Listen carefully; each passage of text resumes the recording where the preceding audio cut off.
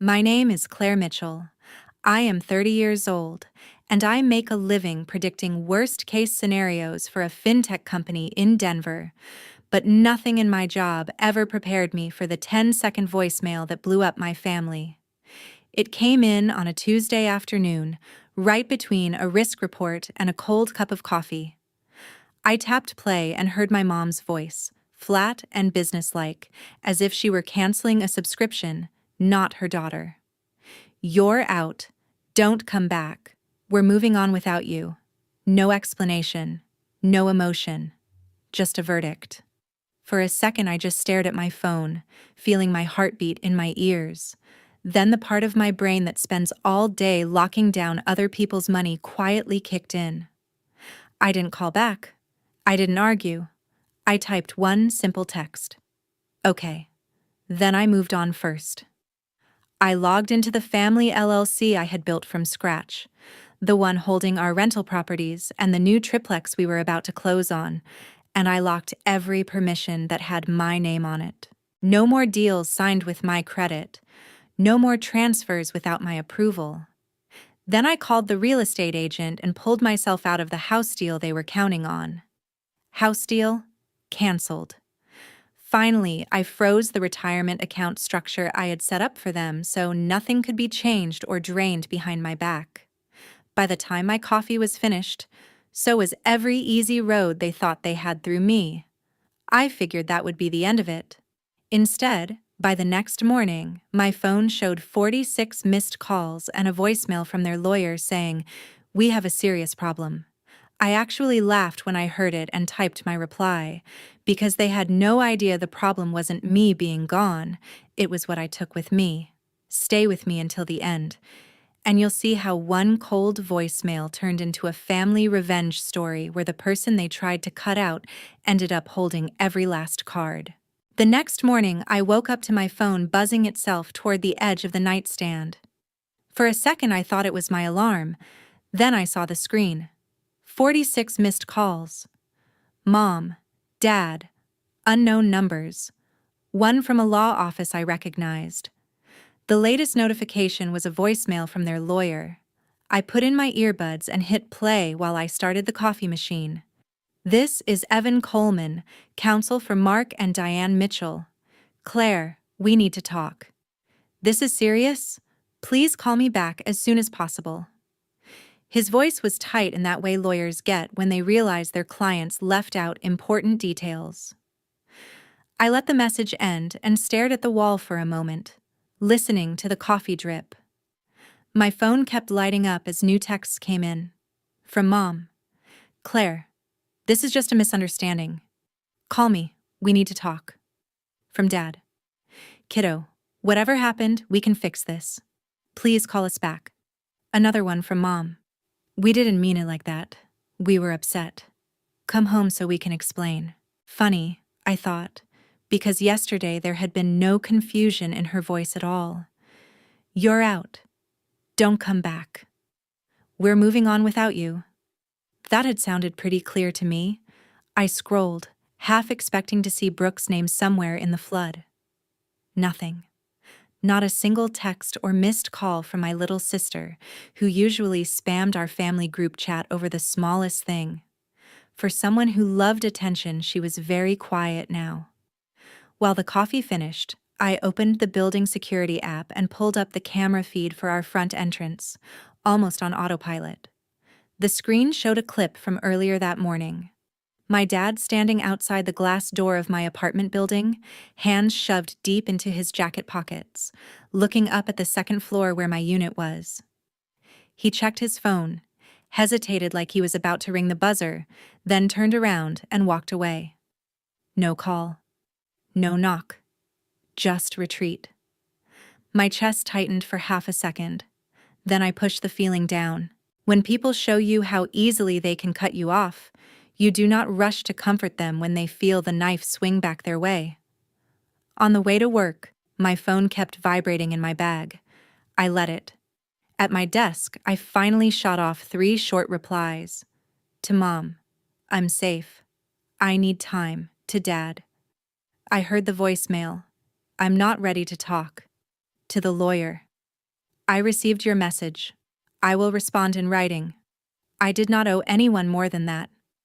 A little before lunch, my coworker Jenna rolled her chair over to my desk, lowering her voice. You have been staring at that screen like you are about to blow it up, she said. Everything okay at home? I almost said yes out of habit, but stopped myself. Not really. My parents decided I am out of the family business. Her eyebrows shot up. Do they realize you are the family business? I shrugged. They left a voicemail. I locked things down. Now their lawyer is involved. Jenna let out a slow whistle. Look, I am not telling you what to do, but you know how this goes. The second money is involved. Everybody starts performing. If you make moves out of guilt, they will spin that into you admitting fault. Make sure every decision you make is something you'd be fine explaining to a judge one day. I nodded. That part I understood better than anyone. Risk management was my job. I had spent years building systems so people could not quietly move money around behind each other's backs. And now I was realizing I had built the perfect system to keep my own family from doing the same thing to me. As I walked to the break room to refill my coffee, my phone buzzed again. A new text from an unknown number. Heard you pulled out of the triplex because you're overwhelmed. You okay? It was a cousin on my dad's side. Overwhelmed. That was definitely not my word. It sounded like something Brooke would say, while blinking back fake tears. The pieces started to line up in my head. The timing of her losing her marketing job, the way she'd started throwing around phrases like streamline the LLC and free up equity at Sunday dinners, as if she had ever cared about spreadsheets before. The fact that she was the only one quiet now, like a puppeteer who had already pulled the strings and was waiting off stage to see the outcome. I stared at my phone and felt the first clean edge of anger, sharp and cold, slide into place. If Brooke was behind this, if she thought she could shove me out of what I built and climb into my spot while our parents played along, then she had chosen the wrong sister to pick a financial fight with. 2 days later, I tried to pretend life was normal by doing something painfully ordinary. I went to the local coffee shop I always hit on Saturdays, the kind of place where the barista knows your order and the regulars talk about hiking and housing prices. I had just picked up my latte when I heard someone call my name. Claire. Hey. I turned and saw Tom Reynolds, one of my dad's old buddies from the garage he used to work at. He clapped me on the shoulder like nothing was wrong. Heard about the triplex? He said, lowering his voice like he was about to share a secret. Tough stuff. I frowned. What about it? He winced. Just what your mom and Brooke were saying in the family group chat. That you pulled out because work pressure got to you. That you were overwhelmed and it was not a good time for you mentally. He said mentally the way people do when they are afraid to say breakdown. I felt my jaw tighten. Overwhelmed. There it was again. I forced a smile so tight it felt like it might crack. Yeah, well, you know how rumors travel, I said. Tom patted my arm, told me to take care of myself, and wandered off to the sugar station. I walked out of the shop before my face showed what I was really feeling. Outside, in the cold Denver air, I pulled out my phone and scrolled back through my messages. Not one call from Brooke, not one text. But somehow she was comfortable telling extended family that I was too unstable to handle a house deal I had practically engineered. That was not just gossip. That was groundwork. Sitting in my car, I opened my contacts and tapped a name I had not used in months. Daniel Hayes, the financial advisor who had helped me set up the original structure for our family LLC before my parents, under Brooke's influence, switched to someone newer and flashier. Daniel picked up on the second ring. Claire. This is a surprise, he said, still keeping everyone out of trouble. Working on it, I said. I have a question. Has anyone tried to change ownership percentages in Mitchell Holdings LLC recently? There was a pause, the kind where you can hear someone sit up straighter. I've seen some draft documents float by, he said slowly. Your mom mentioned a new advisor, asked a few hypotheticals, but I saw references to adding another family member as a managing member, and your signature line was blank. It looked messy, so I told her nothing could move without you. My grip tightened on the steering wheel. Another family member. Brooke. Of course. Did any of it go through? I asked. No, he said. The paperwork was incomplete, and frankly, questionable. But Claire, if someone is trying to backdoor their way into control of your LLC, you need to get ahead of it. I thanked him, hung up, and stared at the dashboard for a long moment. I thought about the voicemail telling me I was out. I thought about Tom parroting the word overwhelmed. I thought about my mom suddenly wanting a new advisor right after Brooke lost her job. This was not random. This was a plan with a shaky legal backbone and a lot of emotional manipulation on top. A new notification popped up while I sat there. From Brooke. Finally. What do you think you're doing, Claire? Pulling out of the house deal? Freaking everyone out? Locking down accounts? This is a mess and you are making it worse. For a second my fingers hovered over the keyboard. I almost unleashed everything boiling in my head. Instead, I deleted the reply draft and opened my email. First, I wrote to the real estate agent. Per our conversation, please consider this written confirmation that I have withdrawn from the Mitchell triplex purchase as a borrower and primary qualifier. Any further representation that I am participating in this transaction is inaccurate and unauthorized. Then I asked for a formal cancellation notice to be sent to my parents, copying their lawyer. Next, I opened a new message, this time addressed to Brooke, but written like any other risk escalation I would send at work. Brooke, this email serves as formal notice that any attempt to alter ownership, signature authority, or financial structure related to Mitchell Holdings LLC, its associated properties, or retirement accounts without my written consent is unauthorized and may constitute fraud. Do not sign my name. Do not imply my approval. Any such action will be documented and shared with legal counsel. Claire. No yelling, no name-calling, just facts and consequences. I sent it, then turned my phone face down on the passenger seat. By the time I drove home, my call log showed 6 more attempts from Mom, 3 from Dad, none from Brooke. At my apartment, I opened my laptop and started a new folder labeled Family Risk File. I dragged in screenshots of texts, the lawyer's voicemail, Daniel's notes, the email I just sent.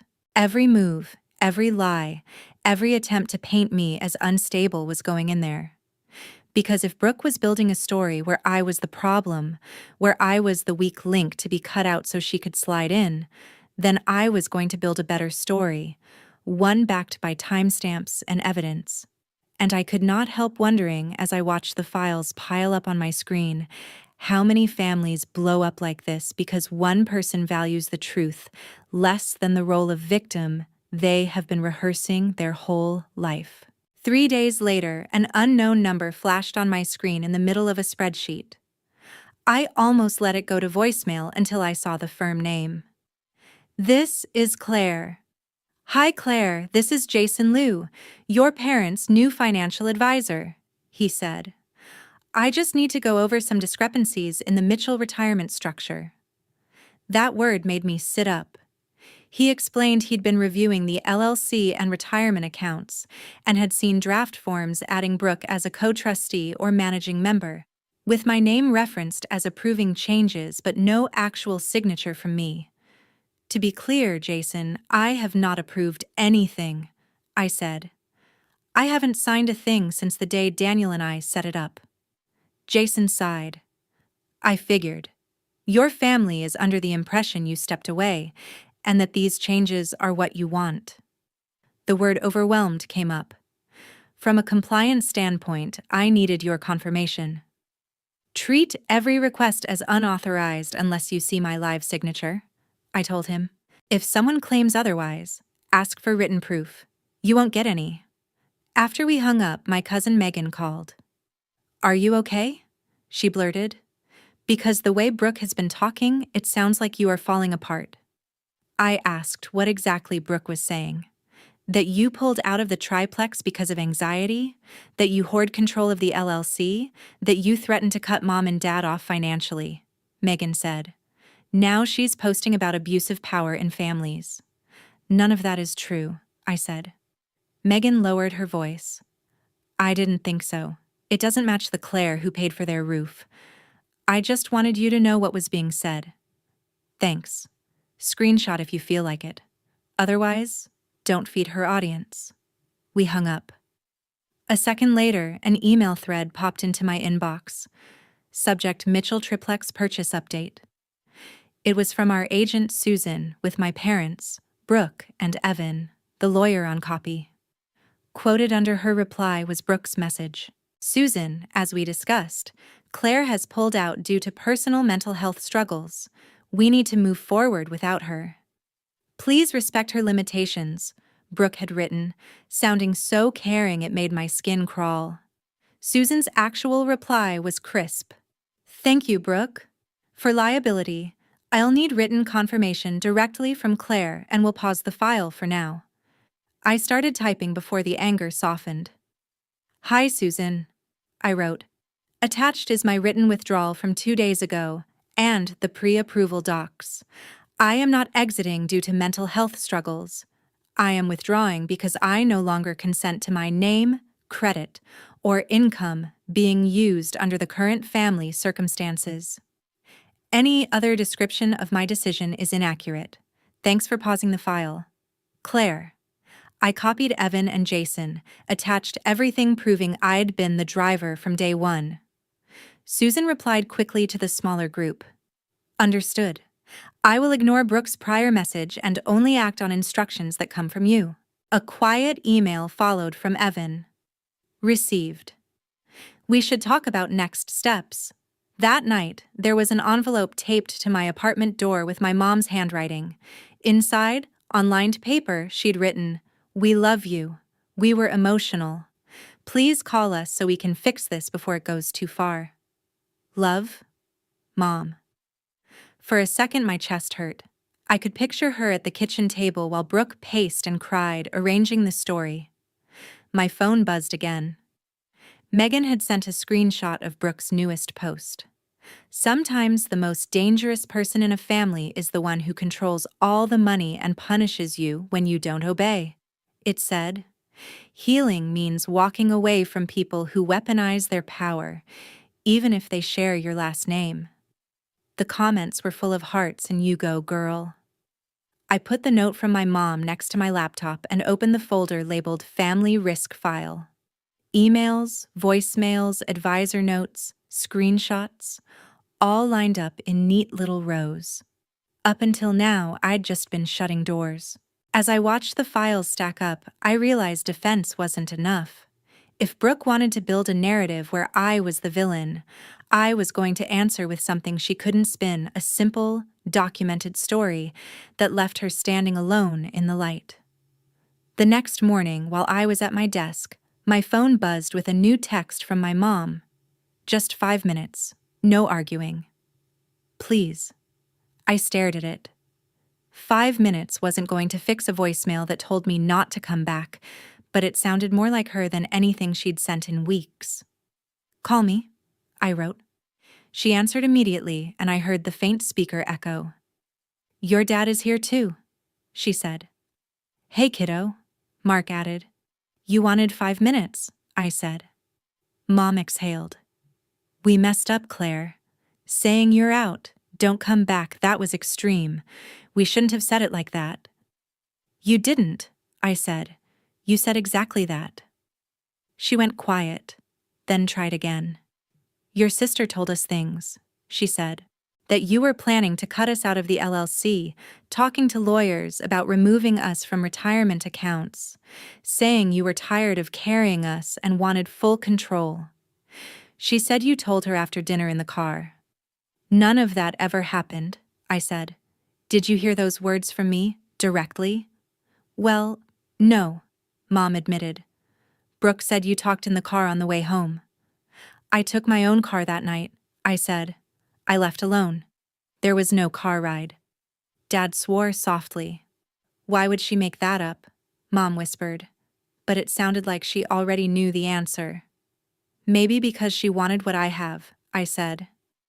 If I'm unstable and power-hungry, sliding herself into documents looks like protecting you, not using you. Dad sighed. This is past family drama now.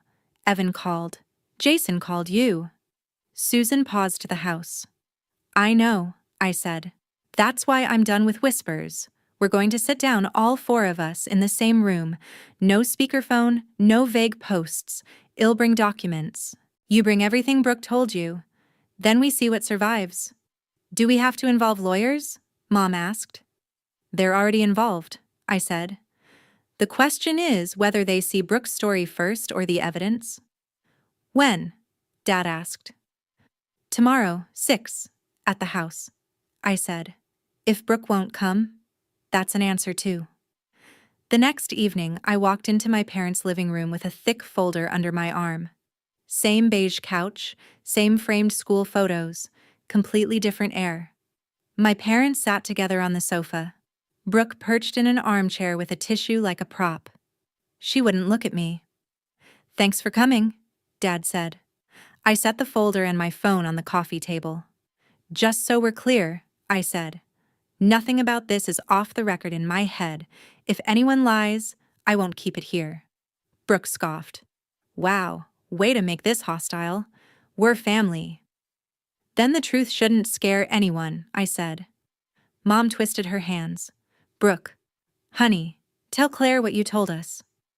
No, I said. Brooke can speak for herself. Go ahead. Brooke rolled her eyes. I just repeated what you said, she snapped. That you were done carrying everything. That you were thinking of pulling your name off things. That you wanted full control of the LLC so you didn't have to consult them. And this was in the car after dinner, right? I asked. She nodded. Yeah, you were upset. You probably don't even remember. I opened the folder, pulled out a printed statement, and slid it over. That night at Harbor Grill, right? Check the timestamps. Mom's eyes moved down the page. Brooke's rideshare receipt to their house at 10:15. My gas station charge across town at 10:13. Different routes. Different cars. I drove myself, I said. You took a car alone. There was no car conversation. Maybe it was another night, Brooke said quickly. Before you say that, here's the only other time we all had dinner in the last 3 months, I said, flipping to another printout. That night you left early to meet friends. I stayed to pay. No private ride then either. Dad leaned back slowly. Brooke, he said quietly. She shrugged. Memory is weird, okay? I was trying to help. I thought she was serious about needing a break. I laid down the email to Susan next, my withdrawal sent before Brooke's mental health story, then Susan's reply saying she'd ignore anything that didn't come from me. Then Jason's note about draft documents with my name referenced but not signed. Then screenshots of Brooke's posts and Megan's messages. One by one, the pages built a line from my voicemail to this couch. Mom finally turned to Brooke. You told us you saw emails, she whispered. You told us Claire said she was done with us. Brooke sat up straighter. So now you just believe her because she printed things, she said. She's always liked control. She's twisting everything to make me look crazy. Dad fixed his eyes on her. The truth doesn't fall apart when you hold it next to a receipt, he said. Yours did. Mom looked at me, and for the first time since that voicemail, I saw something shift. We always thought you could handle more, she said. We saw Brooke as fragile, so we protected her and pushed responsibility onto you. And now I'm sitting here realizing the only person who has lied to us is the one we told not to come back. Brooke opened her mouth, but Mom lifted a hand. Not this time, she said softly. The word no landed between them, and I felt something inside me finally, quietly, slide back into place. They had tried to cut me out based on a script Brooke wrote. Now they were watching that script burn, page by page, and realizing they were seconds away from losing the one person who had actually kept them afloat. The silence after my mom's no sat there like a fifth person in the room. Brooke shifted in her chair, eyes darting between our parents and me, testing which way the wind was blowing. "So what now?" she snapped finally. "You've got your little packet of papers. Congratulations, Claire. Are you happy you made Mom cry?" I ignored the jab. "This is not about anyone crying," I said. "It's about consequences. You told me I was out. You tried to push changes through behind my back. You told people I was unstable so you could step into things I built. That has to mean something other than a sad Facebook post and everyone pretending it never happened." My dad rubbed his jaw, the way he did when he was lining up a difficult repair in his head. "What do you think should happen?" he asked. Brooke whipped her head toward him. "Seriously, Dad. You're asking her?" I met his eyes. "You wanted me out of the family business," I said. "Fine. I'll step back from being the default safety net. But that also means no one gets to quietly use my name, my credit, or my work. Starting with making sure Brooke has zero access to anything I've set up." My mom hesitated. "Brooke doesn't have access?" she started, but I shook my head. "Not formally, maybe," I said. "But she's been in meetings. She's been in group chats about the triplex. She's been talking to advisors like decisions were already moving in her favor. That stops. Today." Dad sighed, looked at Brooke. "Honey," he said, "we need to be clear here. No more talking to advisors for us. No more speaking on our behalf. No more hinting that Claire is okay with things when she is not." Brooke blinked hard. "So you're just going to cut me out?" she said, voice going high and thin. "After everything I have done for you." "What exactly is that?" I asked, unable to stop myself. "The Instagram story about being raised by wolves in the suburbs? Or the half-baked business plans you wanted me to fund?" Mom flinched but didn't scold me this time. "Mark," she said quietly, "maybe we should make it official. No additional beneficiaries. No shared accounts. No promises we can't keep. We've been saying for years we'd help Brooke start something. Pay off this card. Co-sign that loan. All it has done is make her think she is entitled to money that isn't there until Claire builds it." I looked at her, surprised at how blunt she was being. Diane turned to me. "We want you to rewrite the documents," she said. "The LLC, the retirement stuff, all of it. Based on what you think actually makes sense, not what we say in the middle of a fight." I stared at her. "You're asking me to take control again after you just told me to get out?" I said slowly. She nodded, eyes wet.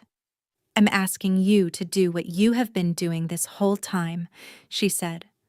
"Only this time with us admitting you know more than we do." Brooke let out a harsh laugh. "Unbelievable. You are handing her everything. You're punishing me because I told the truth about how she treats us." Dad looked at her steadily. "The truth would have held up against a gas receipt," he said. "Yours didn't. That is the difference." For the first time since Id walked in, Brooke looked genuinely shaken. Her eyes flicked to me, searching for some old version of me who might offer a lifeline. I didn't. Mark took a breath. "Here's what we're going to do," he said, falling into the firm tone he used to use at the shop. "Claire, you and Evan and Jason figure out whatever it takes to make the LLC and the retirement accounts bulletproof. You and I remain the only managing members. Your mom is a beneficiary. Brooke is not in any position of control anywhere. If we help her, it will be from our own pockets, not by opening back doors into what you built." Brooke sat forward. "You can't just erase me like that," she said. "I'm your daughter too."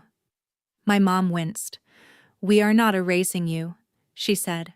We're stopping pretending money we don't have is going to fall from the sky because we put your name on something Claire made. If we ever help you, it will be because you have a real plan, and we can actually afford it, not because we feel guilty. Brooke switched tactics so fast it made my head spin. Fine, she said, tears welling up. Then let me prove it. Claire, give me a small role in the LLC. Let me do social media or something. Let me show you I can contribute instead of just taking. It was almost impressive, the way she slid from outrage to pleading to the angle that made her look the most reasonable. A year ago, I might have fallen for it. Now, I just saw another version of the same pattern. I stood up, picked up my folder. No, I said simply. If you want to prove you can build something, you don't do it by wiring yourself into what someone else has already built. You do it by starting with nothing, like I did. My mom looked between us. Claire, isn't that a little harsh? She asked softly. I shook my head. Harsh was being told I was out and should not come back, I said. Harsh was having my stability used as a prop to get sympathy online. This is just boundaries, Mom. There's a difference. Brooke glared at me. You are going to regret this, she hissed. You think you can cut me off and walk away clean. I picked up my phone and slid it into my bag.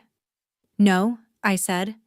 I think I can protect what I have earned and stop you from turning my work into your safety net. Whatever happens to you after that is not on me. On my way out, my dad walked me to the door. I am sorry, he said quietly. For the voicemail, for not asking you first, for letting it get this far.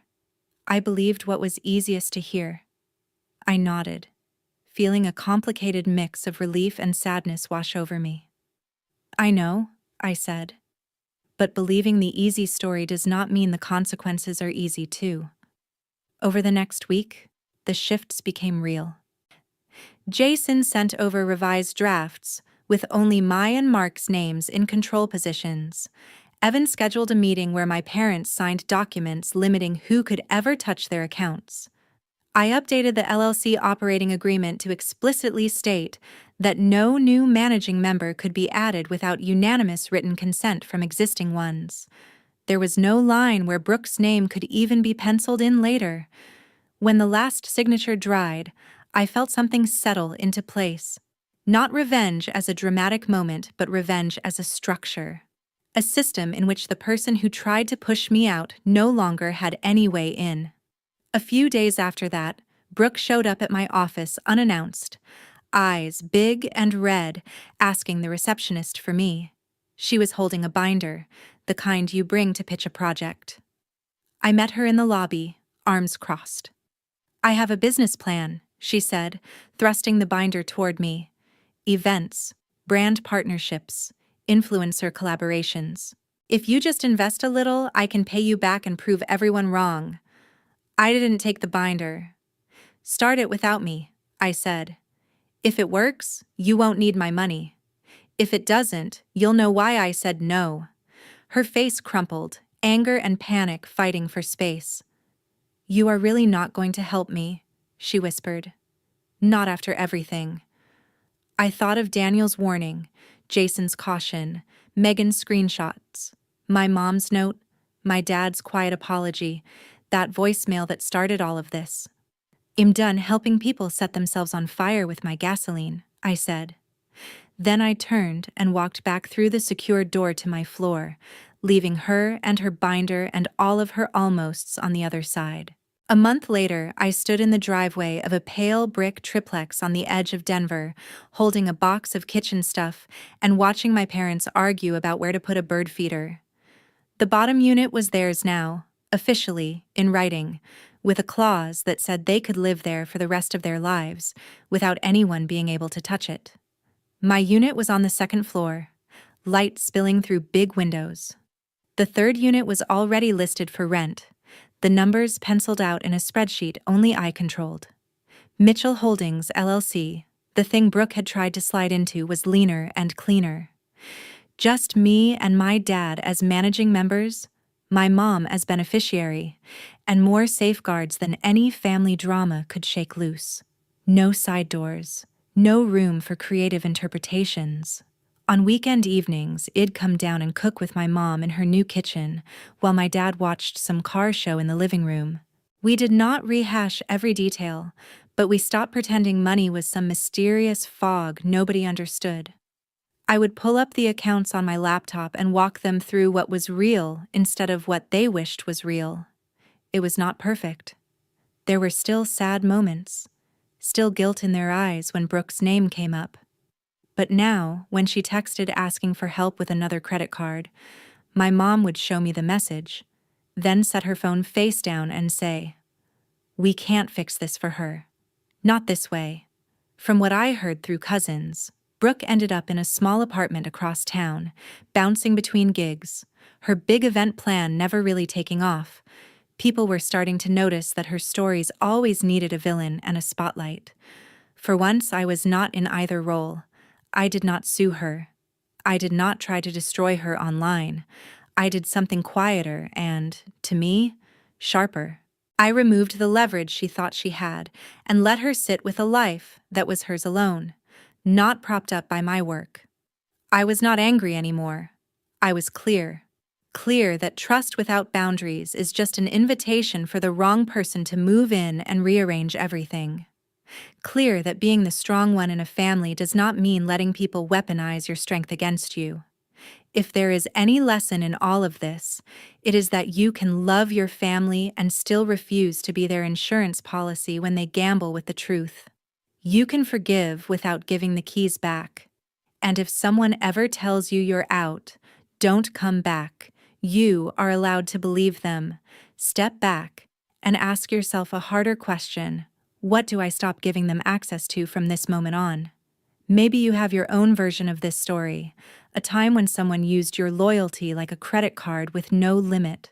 If you do, I hope you learn faster than I did that saying no is not revenge. It's self-respect, and sometimes that is the only thing worth protecting more than the house itself.